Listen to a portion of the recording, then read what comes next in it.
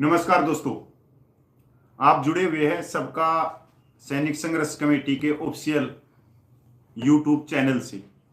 और भाई मैं पूछा हूं चंडीगढ़ माननीय सबका सैनिक संघर्ष कमेटी के स्पोक्स पर्सन JW नलिन तलवार और फेडरेशन ऑफ वेटरन एसोसिएशन के जनरल सेक्रेटरी। हमने ये तो पता था कि जो बीजेपी के IT सेल है वो बहुत तगड़ी है, वो किसी भी चीज को रोक सकती है। पर यह पहली बार पता लगा कि कांग्रेस की भी IT सेल आज के दिन बहुत स्ट्रोंग है। पिछले 1 या 1.5 घंटे से हम लाइव आने की कोशिश कर रहे हैं और लाइव नहीं हो पा रहा, या कट रहा है, कुछ और कर रहा है, जो भी है। आज हम जो बात करेंगे, क्योंकि बहुत बड़ी बात है कि आप लोगों ने सुना होगा कांग्रेस पार्टी के जो सैनिक प्रकोष्ठ के अध्यक्ष हैं श्रीमान कर्नल रोहित चौधरी जी, उन्होंने जो कहा है कि 1 रैंक 1 पेंशन, मिलिट्री सर्विस पे, डिसेबिलिटी पेंशन, NFU के ऊपर, कि उनके घोषणा पत्र मैनिफेस्टो में ये चीजें रखी गई हैं। अगर उनकी सरकार यहाँ पे सरकार आती है भारत में, तो वो ये चीजें पूरी करेंगे। और आज उसी मैनिफेस्टो में कि जो टाइटल आप लोगों ने देख लिया होगा कि कांग्रेस ने फिर दिया जवानों को धोखा, मैं तो नहीं कहूंगा। और इसके सवाल हम माननीय नलिन तलवार से भी पूछेंगे। उससे पहले मैं माननीय जो हमारे मेहमान है नलिन तलवार जी, मेहमान तो मैं हूं क्योंकि मैं इनके घर पे आया हूं। हाँ, और मैं पहले एक छोटा सा क्लिप आप लोगों को दिखाना चाहता हूं, उसके बाद में आगे की बात शुरू करते हैं। ये बहुत जरूरी है। जितने सैनिक भाई, अगर आप वीडियो देख रहे हो, अपनी नैतिकता और के हिसाब से इस वीडियो को ज्यादा से ज्यादा शेयर करना, क्योंकि हम जो वार्तालाप कर रहे हैं वो कहीं ना कहीं दोनों पार्टियों के पास में जानी चाहिए कि सैनिकों की असली मांग है क्या, सैनिक चाहते क्या है, और सैनिकों के कंधे से बंदूक क्यों चलाई जा रही है 75 सालों से। क्योंकि सैनिकों की जो संख्या बल है वो 97% है पूर्व सैनिकों की, और 140 सांसद सीटों को सीधा प्रभावित करते हैं। तो ये 5 करोड़ वोट हैं, इनके मालिक जो ठेकेदार हैं वो रिटायर्ड लॉबी कैसे बन सकती है? तो ये सवाल मैं आप लोगों की आत्मा से पूछता हूं। पहले आप इस वीडियो को देखो। हम जो यूपीए सरकार ने 26 फरवरी 2014 का जो ऑर्डर था उसके तहत उसको लागू करेंगे, और जो जेएसयू जवानों की इम्प्लीमेंटेशन में जो OROP 1 और 2 में जो विसंगतियां पैदा कर दी गई हैं मोदी सरकार द्वारा, उसको पूरा करेंगे। डिसेबिलिटी पेंशन को पूरा करेंगे। डिसेबिलिटी पेंशन पुरानी बहाल की जाएगी और मिलिट्री सर्विस पे समान लागू की जाएगी। इसके अलावा अग्निपथ की माननीय नलिन तलवार साहब, जो आपने सुन लिया होगा, ये कांग्रेस के सैनिक प्रकोष्ठ के अध्यक्ष हैं कर्नल रोहित चौधरी, जो बिल्कुल बोल रहे हैं इन चीजों के बारे में। पर मैं यहाँ पे आपको रोक के एक बात कहना चाहता हूं कि जो मैनिफेस्टो में लिखा है और जो ये कह रहे हैं वो दोनों ही चीज अलग है। मैनिफेस्टो में कुछ और लिखा है और ये माइक पे कुछ और कह रहे हैं। सबसे पहला मेरा ये सवाल है कि इन्होंने कहा कि 1 रैंक 1 पेंशन हमारी सरकार आएगी तो हम देंगे। नमस्कार साथियों, मैं JW नलिन तलवार आप सबका स्वागत करता हूं हमारे चैनल सबका सैनिक संघर्ष कमेटी के सबका चैनल पर। और जैसा कपिल जी आपने कहा, इसे कहते हैं कथनी और करनी में फर्क। पहले तो ये होता, ये पुराना एक वो मुहावरा है, लेकिन यहाँ पर क्या है कि जो प्रिंट किया गया है, जो सबको बांटा जाएगा मीडिया में भी और YouTube वगैरह सब जगह, जिसका विश्लेषण किया जाएगा, वो जो मैनिफेस्टो है वो अलग है। लेकिन साहब इक्वल MSP की भी बात कर रहे थे, डिसेबिलिटी पेंशन के ऊपर भी बात कर रहे थे, और हर चीज की बात कर रहे थे। OROP की विसंगतियों के बारे में बात कर रहे थे। तो मैं सबसे पहले आऊंगा OROP की विसंगतियों के बारे में। आपने सुना होगा कि इसके अंदर इन्होंने साफ साफ कहा है कि JCO जवानों की जो विसंगतियां हैं उनको दूर करेंगे, जो कि मोदी सरकार ने पैदा की हैं। इन सब को कहने से पहले मैं एक शब्द जरूर कहना चाहूंगा दोस्तों, कि हम लोग किसी पार्टी के साथ जुड़े हुए नहीं हैं, ना ही किसी पार्टी के पक्ष में बोलते हैं, ना विपक्ष में। हमारा सिर्फ मुद्दा है इसका विश्लेषण करना कि जो कहा जा रहा है क्या वो सही में जवानों के हित में है, क्या जो बात रोहित चौधरी जी ने कही है वो जवानों के हित में है या नहीं है, इनका मैनिफेस्टो में जो लिखा है या जो ये बोल रहे हैं वो हमारे हित में है या नहीं। इसे जानने के लिए इसी के ऊपर बात करेंगे। सबसे पहले बात आती है OROP की। इन्होंने कहा कि JCO जवानों के उसके अंदर जो विसंगतियां हैं उनको हम दूर करेंगे। तो भाई JCO जवानों की विसंगतियां नहीं, सबसे पहली बात यह है कि 1973 के बाद जितने भी कमीशन बने, कमेटी बनी, जो भी बना, उन्होंने जो कहा आप कहिए कि हम उसे इंप्लीमेंट करेंगे। क्या इन्होंने कोश्यारी कमेटी के बारे में एक शब्द भी बोला कहीं, या अपने मैनिफेस्टो में लिखा कि जो कोश्यारी कमेटी जो फाइनल थी, लास्ट थी, जिसे कि कांग्रेस सरकार ने भी माना और उसको इंप्लीमेंट करने के लिए इन्होंने फिर पैसा भी उस समय 2013 के स्टार्टिंग में जो बजट था उसके अंदर दिया, सब कुछ किया, तो उसे इंप्लीमेंट करना है ना। तो ओआरओपी जो थी वो सिर्फ और सिर्फ उन जवानों के लिए थी जो जल्दी रिटायर होके आ जाते हैं, मतलब रिटायर नहीं मैं कहूंगा उसको, ये शब्द गलत होगा, ये थोड़ा इज्जत देने वाला है। ये है कि उन्हें जबरदस्ती निकाला जाता है क्योंकि फौज को जवान रखना है, इसलिए 15 साल 15+2 करके उनको 17 साल में निकाल दिया जाता है, जबकि वो अपनी जवानी में होते हैं, मतलब जवान तो हैं, जवानी में होते हैं, शारीरिक तौर पर वो 35, 37, 38 इस उम्र के जवान होते हैं, क्योंकि 16 साल में भर्ती हो जाते हैं, 16 साल 17 साल सर्विस की तो 32, 33, और जो 18 में भर्ती हुए तो थोड़ा आगे हम लेके चलते हैं उसको, तो उस प्रकार से है।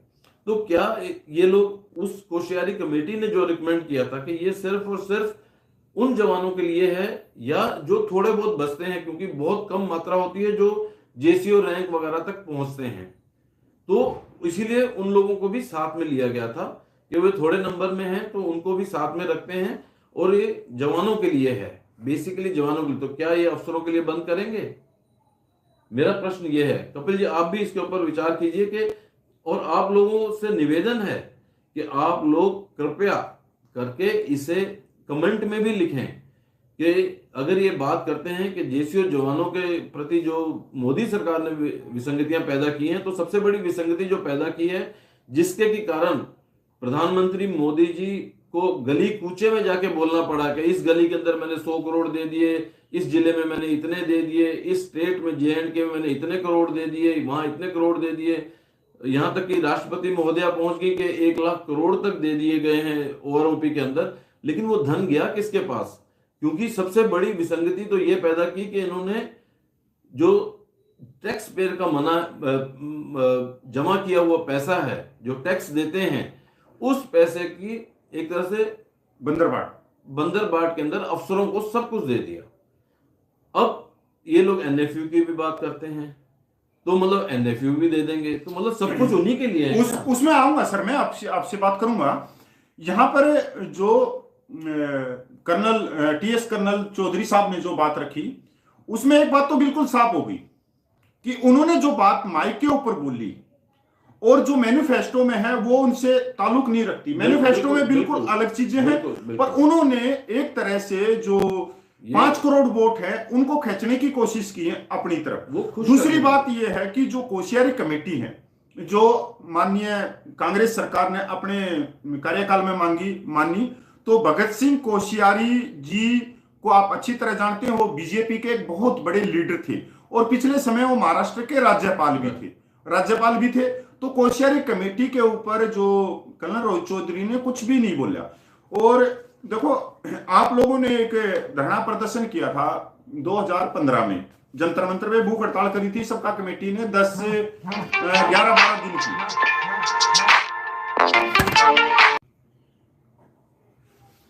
जो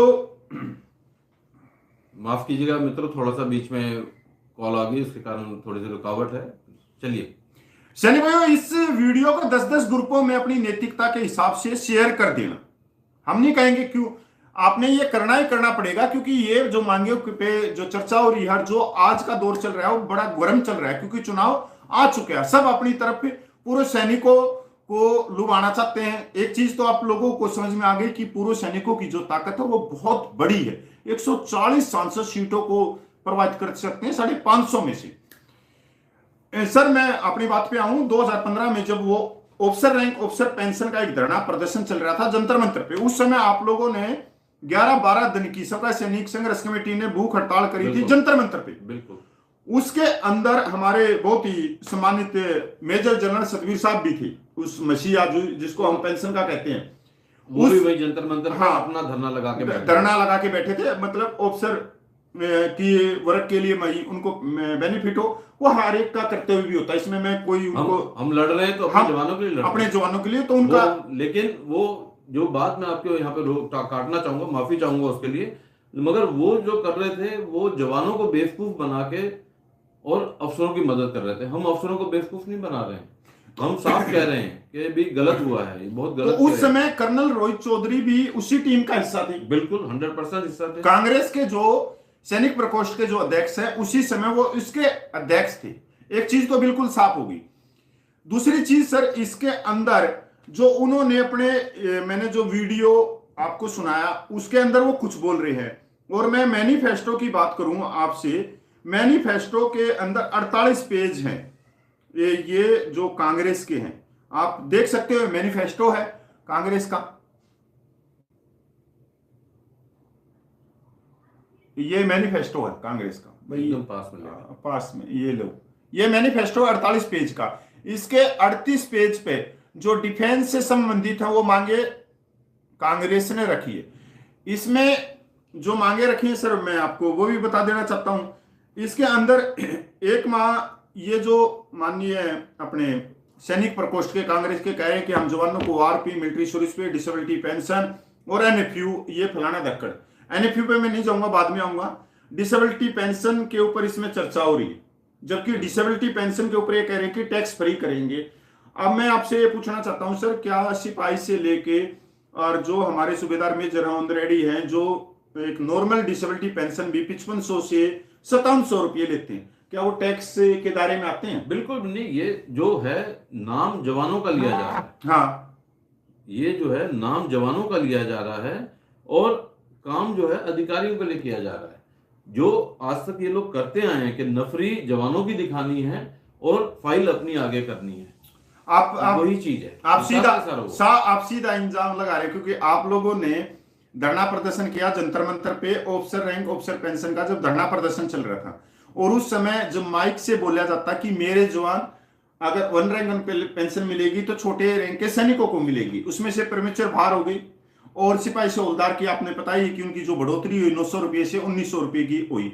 जेसीओ रैंक को फर्स्ट 1 रैंक 1 पेंशन में 298 रुपये मिले, सेकंड 1 रैंक 1 पेंशन में 0 मिले, बिल्कुल साफ हो गए। उनको रिंग रोड पकड़ा गया, मतलब वो शहर में तो घुसे ही नहीं, मतलब जो टेबल निकली 666 नंबर, अगर हम कहे कि उसके अंदर वो घुसे हैं, नहीं, वो टेबल के चारों तरफ से चक्कर लगा के रिंग रोड पकड़ा दिया, बिल्कुल ये पकड़ा दिया। ये सीधी सी उसमें बात हो गई कि भाई जब वहां पे धरना प्रदर्शन चल रहा था तो माइक के ऊपर एक अलग चीज बोली जाती थी, मेरी सैनिक विधवाओं माता बहनों को मिलेगा, उनको मिलेगा, ये मिलेगा।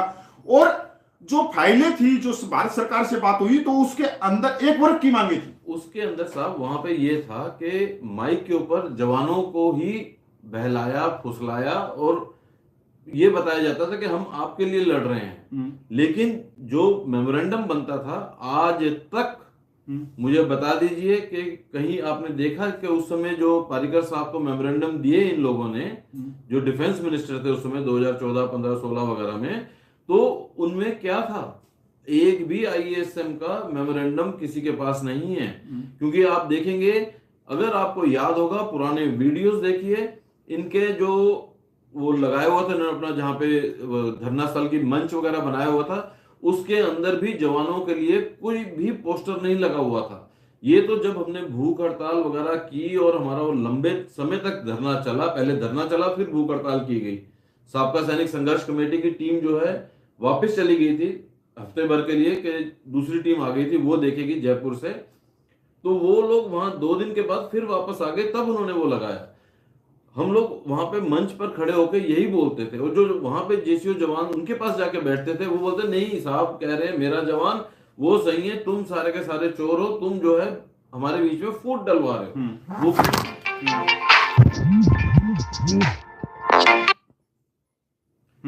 तो क्या तुम लोग जो है हमारे बीच में फूट डलवा रहे, तो ऐसी बात नहीं थी, हम फूट नहीं डलवा रहे थे, हम सच बता रहे थे।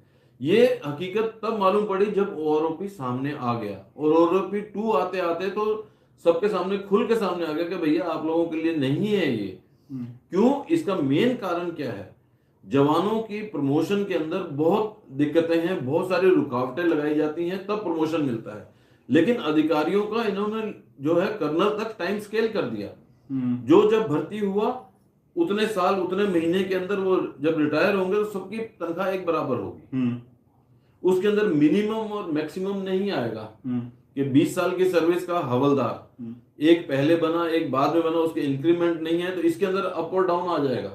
उनके सब बराबर है, तो जितनी तनख्वाह उस कर्नल को मिल रही है उस टाइम पे बाकियों सबको भी उतने पे आ जाएंगे। उनकी तनख्वाहें भी उसी पेंशन उसी लेवल पे आ जाएगी एक साथ बराबर। हमारे इसमें क्या है कि एक की जो बहुत जल्दी बन गया, जैसे एयरफोर्स के अंदर है 10%, 30%, 60%, तो जो 60% में बहुत लेट बनते हैं वो प्रमोशन, और 10% जो है वो 16 साल की सर्विस के बाद ही जेसीओ बनना शुरू हो जाता है।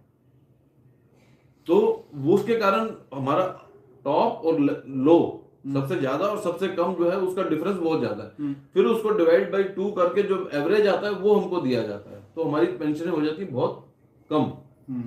ये चीजें कभी भी किसी को बताई नहीं गई, कभी कंसिडर नहीं की गई, और इन्होंने सिर्फ और सिर्फ जवानों की नफरी दिखाई, सरकार को दबाया धमकाया और अपने लिए सब कुछ ले गए, जबकि अधिकारियों को तो कुछ था ही नहीं। और इसमें सर ये ट्विटर भी उनका आया, मैं ट्विटर का भी आपको शॉर्ट स्क्रीन दिखा सकता हूं। इसके अंदर वो कह रहे हैं एनएफयू की मांग को पूरा किया जाएगा। मतलब एक तरफ से वो ओआरपी की मांग कर रहे हैं, दूसरी तरफ से एनएफयू की मांग कर रहे हैं।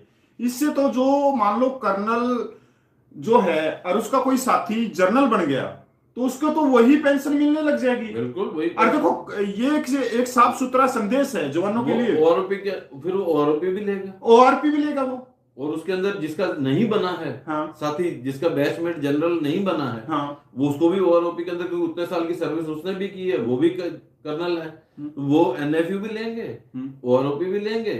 जिनके साथी जनरल नहीं बने उनको भी मिलेगा वही तनख्वाहें, ओआरपी के अंदर आ जाएंगे वो लोग, पेंशन वहीं की वहीं पहुंच जाएगी उनकी। आप कहना चाहते हो कि जो कांग्रेस के इसमें मैनिफेस्टो में घोषणा पत्र में है और जो कर्नल रोहित चौधरी ने मीडिया में आके बोला वो कोई ताल्लुक नहीं रखती, क्योंकि मैनिफेस्टो में बिल्कुल अलग चीजें हैं। गलत है, ये बिल्कुल गलत किया है इन्होंने। नाम जेसीओ वही, मतलब इनकी सबसे बड़ी जो वो प्लस पॉइंट है ना, ये हर जगह नाम जेसीओ जवानों का लेते हैं, शुरुआत जेसीओ जवानों के नाम। फिर ये मैनिफेस्टो बनाया किसने? कांग्रेस का क्या मतलब? अरे भाई राहुल गांधी ने बनाया है या माननीय सोनिया गांधी ने बनाया है या उनकी जो कांग्रेस के लीडर है उन्होंने बनाया? ये जो 7-8 पॉइंट हैं ये अधिकारियों की ही टीम जो है, कर्नल रोहित चौधरी ने सारे नहीं बनाए होंगे।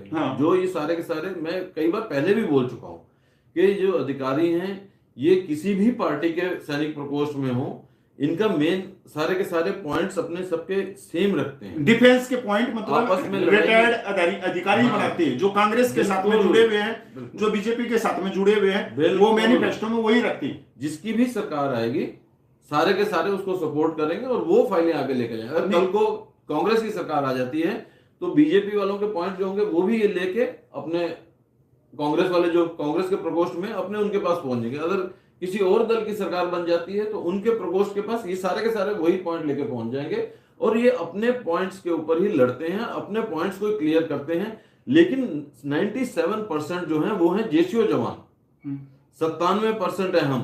तो हमारी नफरी दिखा के ये हमारे पीछे हैं सारे के सारे, हमारी बात मानते हैं, हमारी कमांड में चले हैं, हमारी कमांड सुनते हैं, क्योंकि इन्होंने सबको मैक्सिमम लोगों को जो है अपना वो बड्डी बना के रखा है, सहायक बना के रखा है, उनके साथ दुर्व्यवहार किए हैं, सब कुछ किया है ड्यूरिंग सर्विस।